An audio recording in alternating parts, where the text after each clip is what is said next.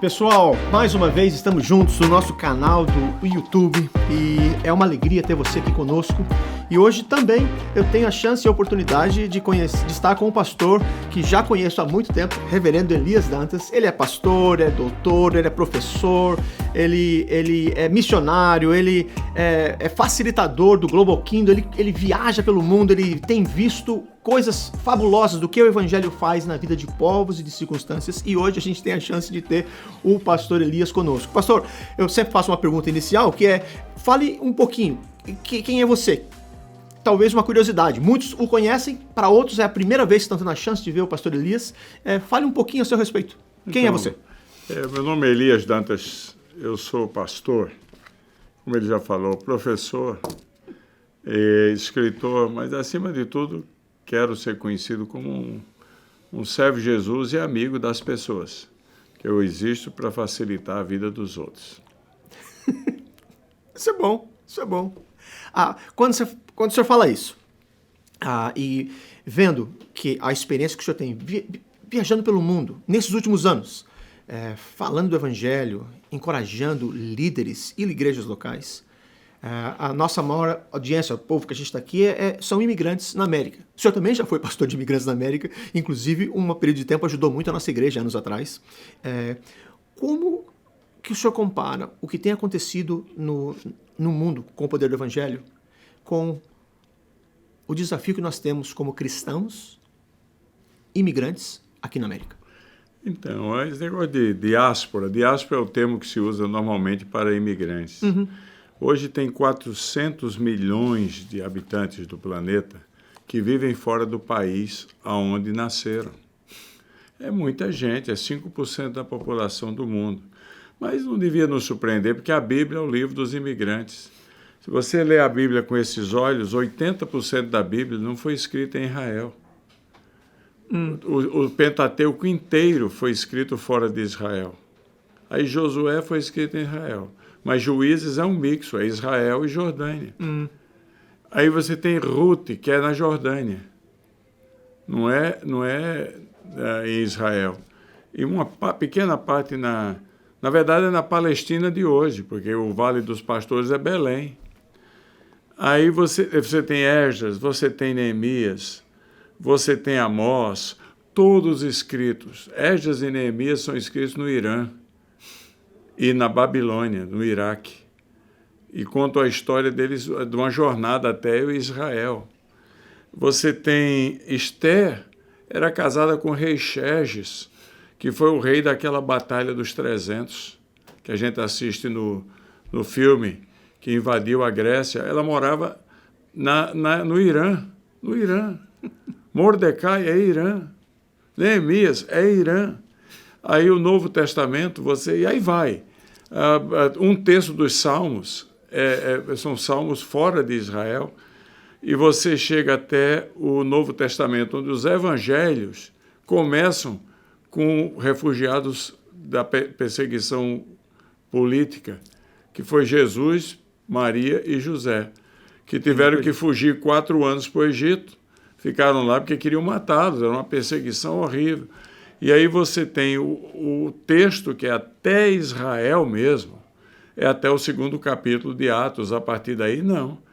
Até o final da Bíblia não tem um capítulo em Israel, a não ser uma parada que Paulo faz, etc., para rever o pessoal em Jerusalém, e Pedro, um pouco de tempo ainda em Jope, etc.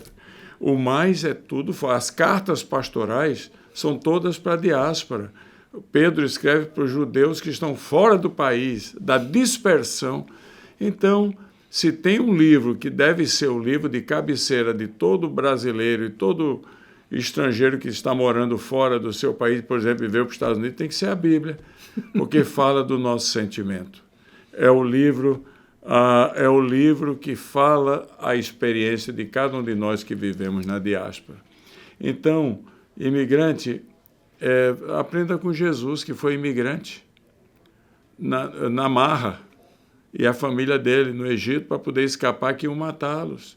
A vida não é fácil para ninguém. E a Bíblia, quando é vista dessa perspectiva, se torna o livro do coração de todo imigrante. porque conta a história de pessoas que tiveram que sair da sua terra por bem, porque queriam algo melhor econômico, ou por mal, porque a barra estava pesada, e encontraram a Deus.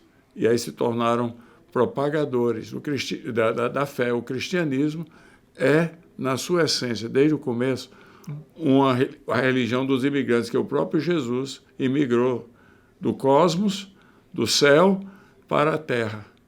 Ele se fez carne e habitou entre nós.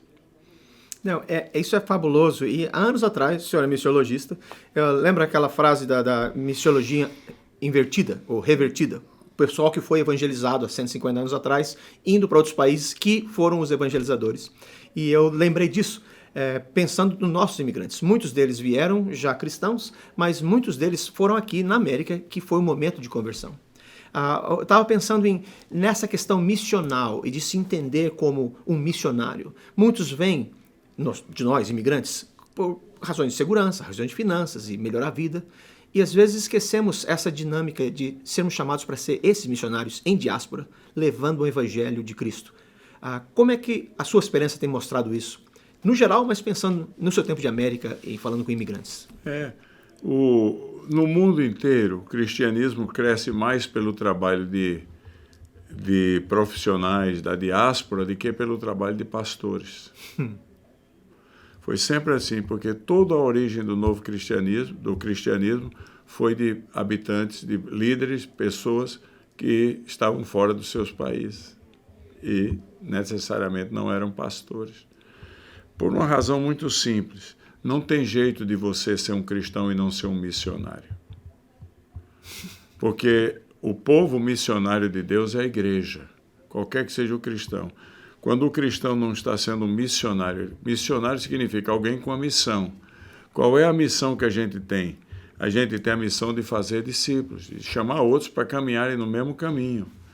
Quando a gente não entende isso, a gente cria um grupo que não era para ser um grupo missionário, que é o grupo pastoral. O pastor é para ser um cuidador. A arte de pastorear é de cuidar da saúde da ovelha. Mas quem dá a ovelha é a ovelha. Então, por que a gente está esquecendo o DNA nosso? A gente depende de uma classe para ocupar uma coisa que nunca foi dela. Nunca foi função do pastor. Pela posição de ser um missionário. É função do pastor ser um missionário como crente. Porque não tem jeito você ser crente sem ser o povo missionário de Deus. Mas então, há muito imigrante que está nesse negócio, querendo ser cuidado como uma creche, como um bebezinho, uma mamadeira que os outros dão. Mas isso atrofia o desenvolvimento dele ou dela, de qualquer cristão. Porque nós crescemos à maturidade para servirmos a Deus como seu povo missionário da terra. Então, se o imigrante descobrisse a possibilidade que ele tem de ser a ponte entre comunidades, porque existem coisas comuns a qualquer grupo de imigrante, que um imigrante entende melhor aqui. E existe a possibilidade dele ser uma ponte entre gerações que estão chegando. Um que está aqui há mais tempo, que conhece a Cristo, que entende que seu DNA é missionário, não vai deixar fora e sem cuidado quem está chegando, porque ele quer ver aquela pessoa caminhando como um discípulo. Então ele se torna o imigrante mesmo cristão que entendeu sua função, ele é uma ponte redentora entre Deus e quem está chegando. É o povo missionário de Deus. Eu concordo plenamente com isso, mas a gente vê o desafio do imigrante, e que pode ser o desafio de qualquer crente em qualquer lugar do mundo. Pressão da vida, trabalho, outros alvos. O senhor já trabalhou com imigrante aqui também e sabe.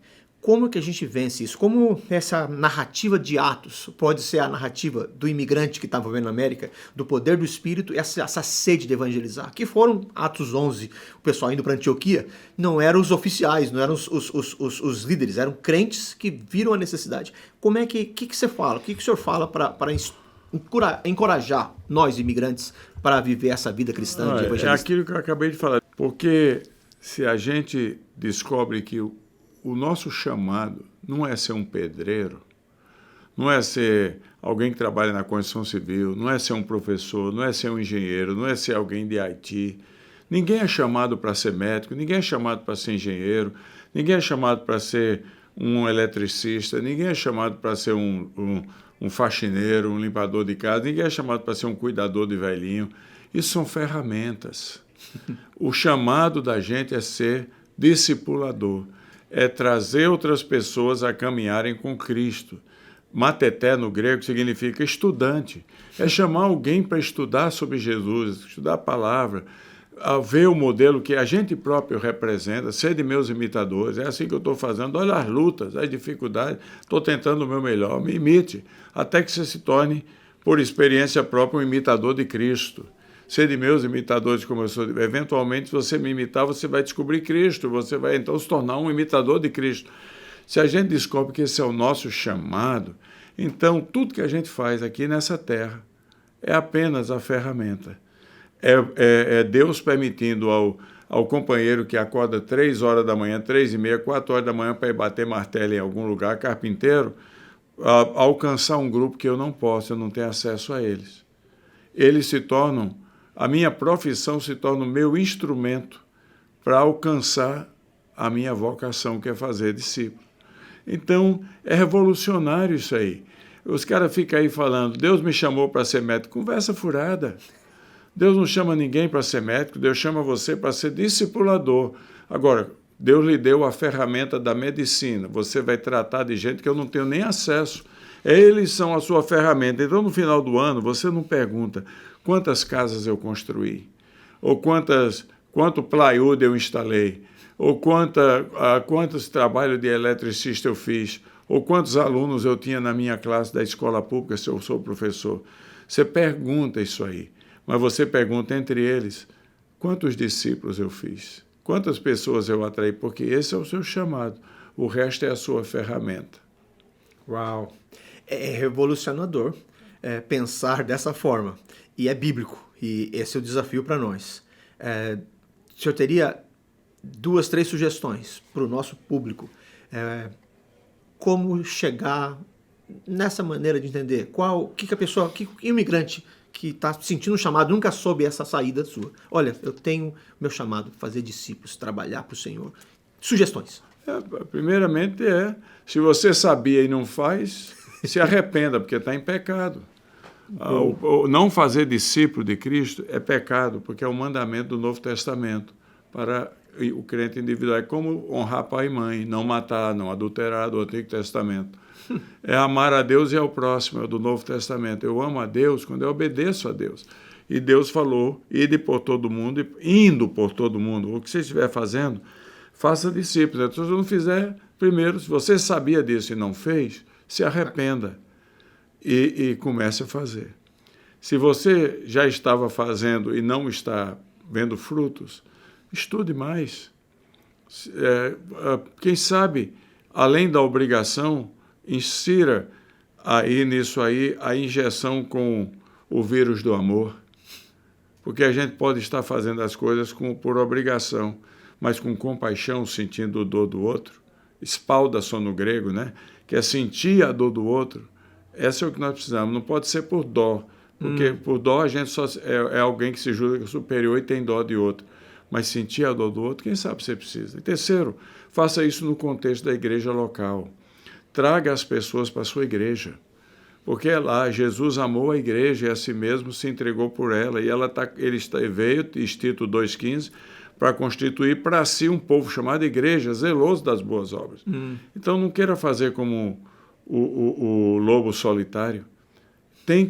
Aquele que você está tem que chamando e se aproximando, etc., você tem que trazer para onde você está investindo seu tempo, sua oração, trazendo sua família, investindo seu dízimo, onde você chama de minha família da fé. Você traz para fazer parte dela, até esse indivíduo aprendendo com você, começar a aprender com os outros, aprender com Cristo, ser batizado.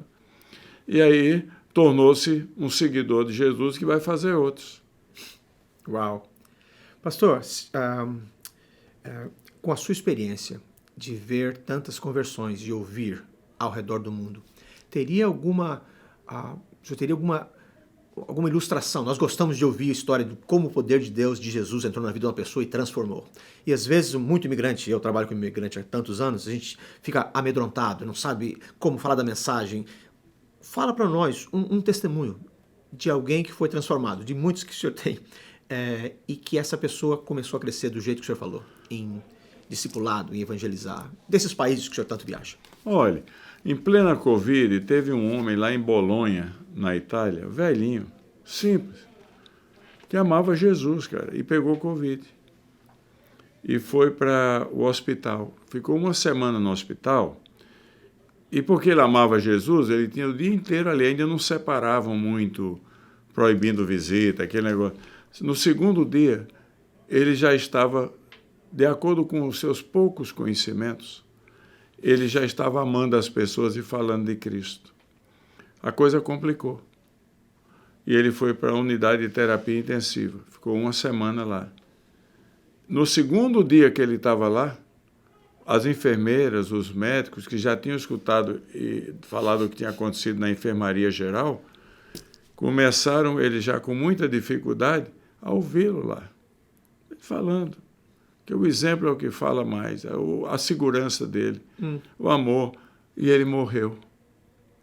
E no enterro dele, uma amiga minha, pastora, chamada Roselaine, lá de Milão, ela foi uma das 20 pessoas que pôde fazer o enterro dele, porque ele era da igreja. Todo mundo de máscara, só podia no máximo 20. E ela me contou que no enterro apareceu lá o chefe da UTI, um médico. E aí, conversando sobre ele, sobre o falecido, ela perguntou, por que você está aqui? Aí ele contou a experiência daquele homem, sem treinamento, muito simples, velhinho, que simplesmente por amor a Cristo, sabendo que a coisa estava complicando, foi falando enquanto podia do que Deus tinha feito na vida dele. E ele contou que ele foi um dos que ouviu o moço falar, ele falou, olha, e eu estou aqui para dizer uma coisa para a senhora, as orações daquele velhinho não o livraram de morrer, ele morreu, mas transformaram a minha vida. Uau! É isso que precisa. Mensagem do Evangelho. Sensacional. Nós precisamos todos de encorajamento. E talvez para chegar no final dessa entrevista, eu gostaria de ficar mais tempo com o senhor. Por anos a gente tem ido, e vários da região, principalmente aqui do Northeast, do Noroeste, no Nordeste da América, a gente se encontra no encorajamento.